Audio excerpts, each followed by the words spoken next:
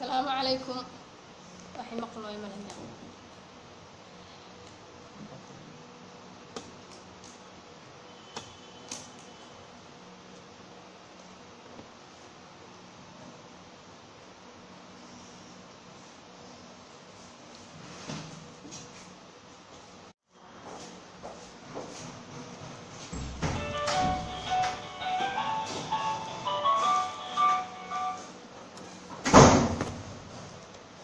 May coffee soo qaban.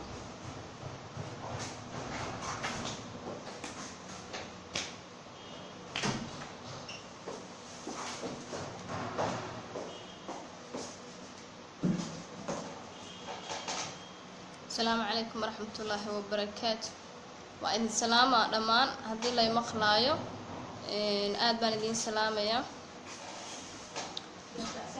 aad baan idin salaamayaa kulligiin inta page-kayga ku xiran asxaabtayda gabdhaha Soomaaliyeed meel kasta joogtaan waa walaashiina Dr. Fardowsa waxaan jeclaa inaan idin la wadaago maanta alaab yar oo kaga hadli doono yareynta caloosha sidee calooshaada ku yareyn kartaa iyo hilibka jilicsan like baruurta balqaha ah marka qofka oo caatoobo hilibka jilicsan ee aruureenin oo garbaha uu qofka ku leeyahay oo kale iyo dhinacyada hilibkaas balqaha ah oo jilicsan sidoo ku aruurin karaa wax badan waxaan u maleynaa inaan kaga hadlay dad badan inaan ka caabiyay ma sha Allah waa ku success garownay wax badan bay caawisay dadka waa ku guuleysanay gabdho badan ku guuleystay marka waxaan jeclaystay maadaama intii hadda tijaabisay ay ku guuleysteen inaan la wadaago gabdhaha kale ee u dhiban caloosha inay iska yareeyaan in maxaan lihi jiray in ay garbaha meelaha garbaha jilicsan oo kale iyo dhinacyada caloosha wax dhulkaas oo dhan inay iska yareyn karaan marka kulli waxaan idin leeyahay welcome alaabta ayaan idin haayo laba mid waaye gabdhaha haddii xataa uur ay leedahay way cabi kartaa haddii umul tahay way cabi kartaa ama nuujiso caadi ay tahay alaabtan waatana horena waa idinkugu sheegay laakiin si qaasa oogama hadlin horey si qaasa oogama aan hadlin waa fahamteen oo maleena waa kana mushroom waxa waaye spirulina cereal waa u jeedaa cereal spirulina waaye cereal spirulinahan kale gabdhihii qaatay way wada yaqaanaan ma sha Allah Allah idinku anfaco gabdhaha hadda ku cusub iban wiilasha gabdho kaliya ma ahan mujtamaca Soomaaliyeed meel kasta joogaan inta afka Soomaaliga ku hadashaan la hadlaaya bahalkan horta wax marka idin sheego wuxuu ka kooban yahay ingredientskiisa waa laba ingredients waaye mid waa spirulina midna waa cereal saa uga jeedaan mid waa spirulina midna waa cereal spirulina so spirulinaha muxuu ka faa'iido yahay عفوا most likely spirulinaha waxaa loo isticmaalaa in awoodda jirka lagu dhiso jir difaaca uu dhiso inuu sameeyo qurux oo jirka uu u sameeyo nafaqo fiican waaye vitamin C vitamin D vitamin E saddexdaas ugu badan inta ku jirto oo rich ku yahay saddexdaas uu rich ku yahay maadooyin fiican ku jiro sida iron iyo calcium iyo potassium iyo carbohydrate badan ku jiro laakiin wax faal la dhaho kuma jiro marka qofka gabadha ah ama wiilka ah markay doonto inay cabto markay cabi rabto oo kale waxay sameynayaan waxa ku jira inta sachet yaa ku jira oo 3 xabo ah soo furan ma yaala 3 xabo 3 sachet ku jira saa u jeedaan 3 kiisa xabo 3 kaas xabo halkii xaboba subaxdii cabe halka kalena habeenkii cabe just hatta hal xabo kala qaybsan kartaa cashana uma baahnid quraacna uma baahnid asaga ku casho ah asagana ku quraac marka quraacda asaga ku quraacana cashadana asaga cunaysa haduu Ilaahay karaali noqdo marka kan subaxdii habeenkii ku cashaysid kan wuxuu ka gooynaa baruurta jilicsan oo dhan sida balaqyada garbaha dhulkaas oo dhan oo kaa goynaa. kan kana sida waxaa u cabaysaa like qaxwada oo kale, halkii xabo 2 jeer cabe kana ujeeda. kan asagana baruurtaada aad ula dagaalamaa, halkii xabo 2 jeer cabe. labada jeer waxaa concentrate waaye, sokora isaga dari kartaa haddaad rabtidna kuma darsan kartid. So kan markaa cabaysid iyo labadaana haysatid within 1 month waxaa kaa dhacaysa calooshii oo dhan, ama bil ka yarba 3 weeks ama 3 isbuuc waxaa kaa dhacaya hilib fiican oo caloosha way soo aruursamaysaa.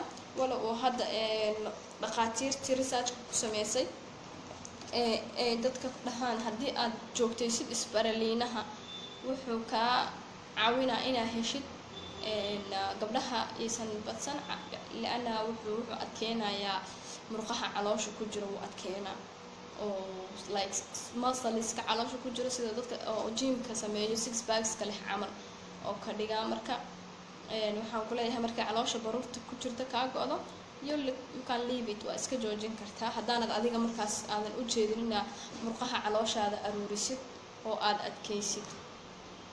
marka waxaan ku leeyahay be happy, caloosha iska yaray, garbaha iska yaray. wixii su'aalo ah way weydiin kartaan.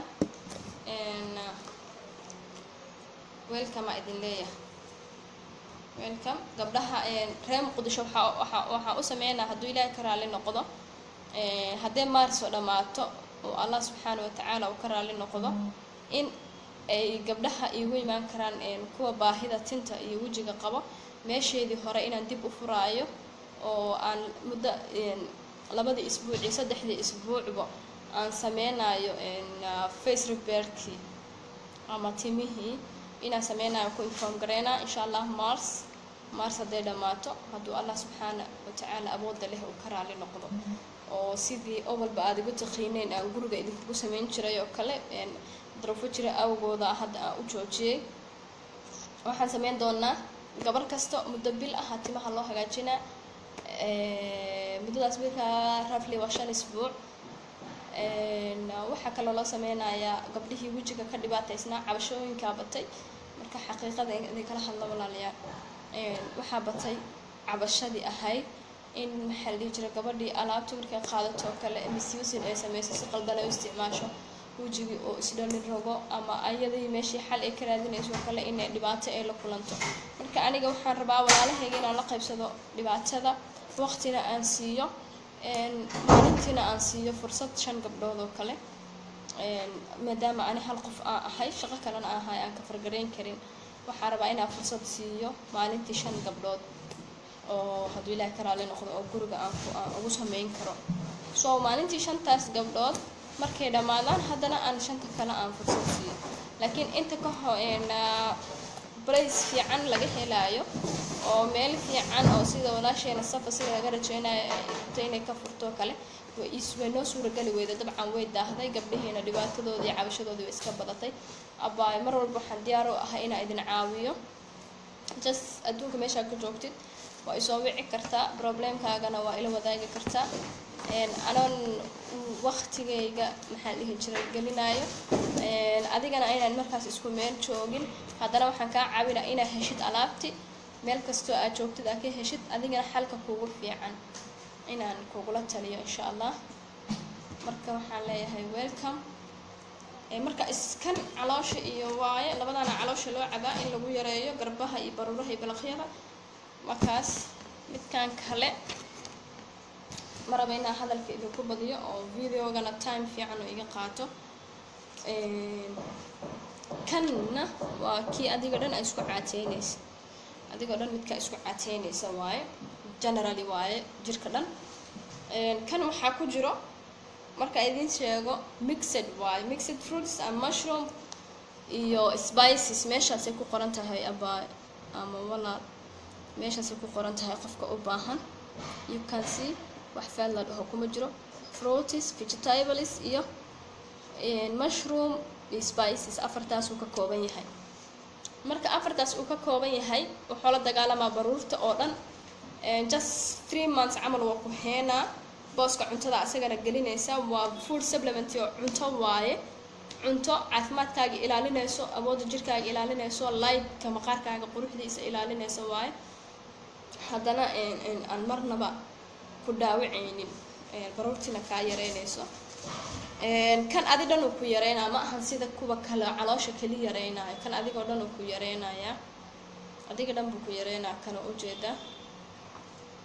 please waxaan leeyahay kan waxaa ka kooban yahay marka maadooyinka asaga ku jira haddaan idinkala hadlo waa total carbohydrate uu leeyahay iyo fat iyo borotiino iyo sugar iyo cholesterol iyo fiber. adi cuntada markaas aa u baahan tahay inta adi aa u baahan tahay ku siina, wax dheeraada kuma siinaayo, wuxuuna la dagaalamayaa faatka jirkaaga ku jiro.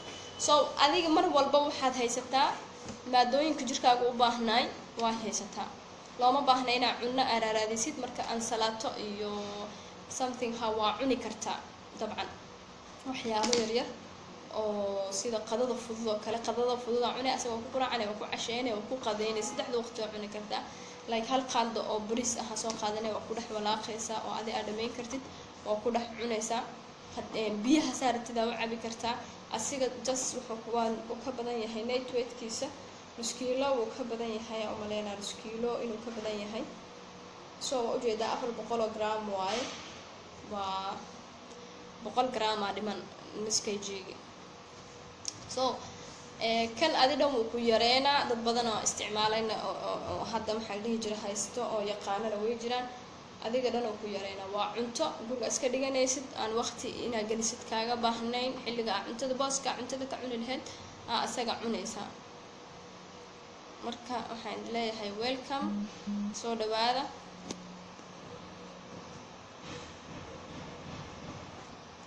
waxaa su-aalo qabtaan oo ay weydiin kartaan.